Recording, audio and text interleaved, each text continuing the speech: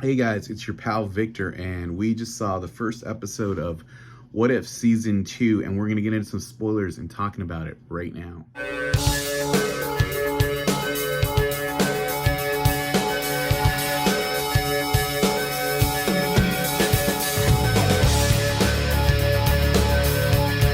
Night before Christmas, the stockings were hung by the chimney, and the Avengers were fighting a brand new superpower. I'm Santa Claus, baby!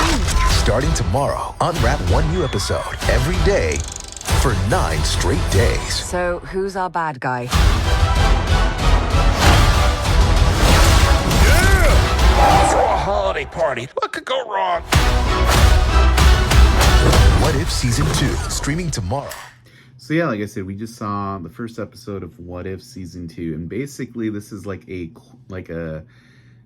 dark noir sort of Blade Runner-esque story, and the basic gist of it is, Ronan the Accuser tried to attack Zandar, so they put up the shield around Zandar, and Nova Prime decided, yeah, we're just not going to take it down. So, like, it affects, like, the whole planet. So it's, like, dark and gritty. And, after a while, the whole place kind of turns into Gotham. And basically, some of the music and score choices in this episode kind of, like, evoke Batman, the animated series a little bit. But basically, another way to think of it is, like, that Rick and Morty episode on the Citadel where Morty Town is all corrupt. That's kind of what it is. So the Nova Corps is super corrupt in this episode, and Peter Serafinowicz, he's a sommelier in John Wick 4. He was also the Tick in the Amazon show. You know him. He was in Guardians of the Galaxy 1, basically as the same exact character. He's one of the Nova Corps guys, and he's like super corrupt. And somehow Nebula finds herself in the Nova Corps, having been cast out by Thanos, and she's sort of like, nobody trusts her. It's a Serpico kind of deal. But she finds herself investigating the murder of Yondu. So yeah, this whole thing is like a crime noir sort of thing. If you don't know what that is, think like LA Confidential, Blade Runner, like this sort of like murder mystery kind of deal.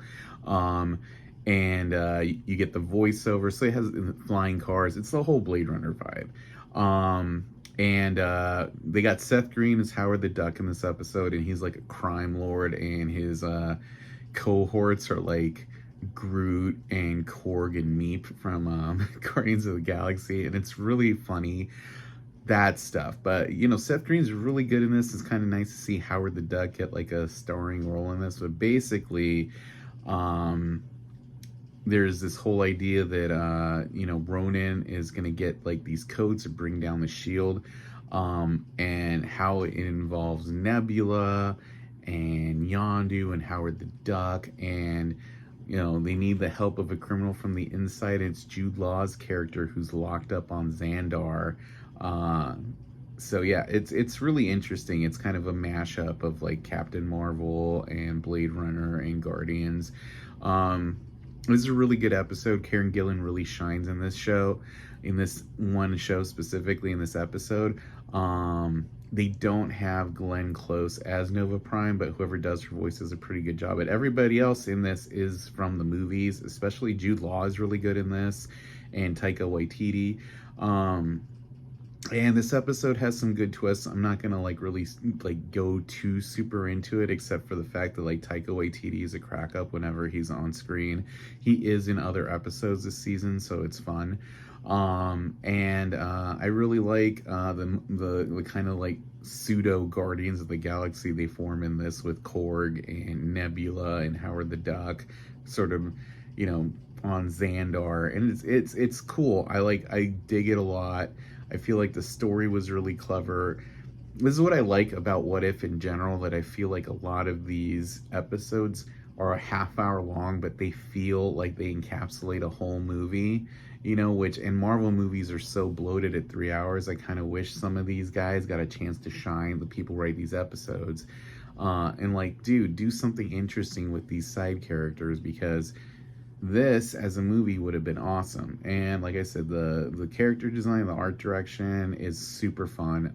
This gets the show off to a really good start, and I'm excited for you guys to see the rest of the season. But yeah, if you like this episode, you're gonna love the rest of the season, because they kind of take some interesting liberties, and it's not just like they change one thing and it's the rest of the episode from an existing movie. This is like kind of like fun mashups and really being clever with a lot of characters that get a chance to shine. So yeah, if you get a chance, check out What If Season 2, first episode. Let me know what you guys thought if you saw it, and I'll talk to you all soon. See you guys.